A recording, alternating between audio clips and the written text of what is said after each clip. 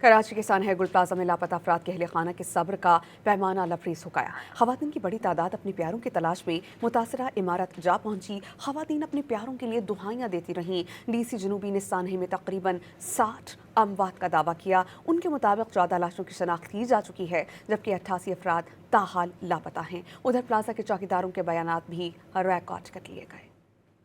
کراچی کے ایم جناح روڈ پر گل پلازہ میں ہولناک آتش زدگی کے بعد تباہی اور بربادی کے آثار بکھرے ہوئے ہیں۔ جل کر راکھ ہونے والی عمارت کے کھنڈرات قیامت صغریٰ کے مناظر بیان کر رہے ہیں۔ واقعے میں لاپتہ افراد کا اب تک جانے پر صبر کا پیمانہ لبریز ہو گیا۔ خواتین کی بڑی تعداد اپنے پیاروں کی تلاش کے لیے متاثرہ عمارت جا پہنچی اور دعائیاں دیتی رہیں۔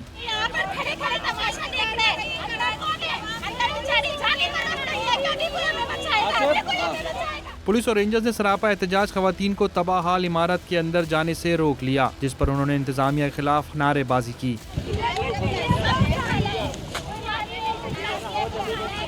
گزشتہ روز حادثے کے مقام سے ملنے والے 25 افراد کی آزاد شناخت کے لیے لیبارٹری بھجوا دیے گئے۔ ڈپٹی کمشنر جنوبی جاوید نبی کھوسو نے سانحہ میں تقریباً 60 اموات کا دعویٰ کر دیا۔ ان کے مطابق 14 لاشوں کی شناخت کی جا چکی ہے، جبکہ 80 سے زائد افراد اب تک لاپتہ ہیں۔ ڈپٹی کمشنر جنوبی نے واقعے کے اسباب اور محرکات بھی سامنے لانے کا اعلان کر دیا۔ ادھر پولیس نے گل پلازہ کے تمام چوکیداروں کے بیانات ریکارڈ کر لیے ہیں۔ پولیس ذرائع کے مطابق خوفناک آگ نے محض 15 منٹ میں پورے گل پلازہ کو اپنی لپیٹ میں لے لیا تھا۔ اس کے بعد کوئی اندر جا سکا اور نہ ہی باہر آ سکا۔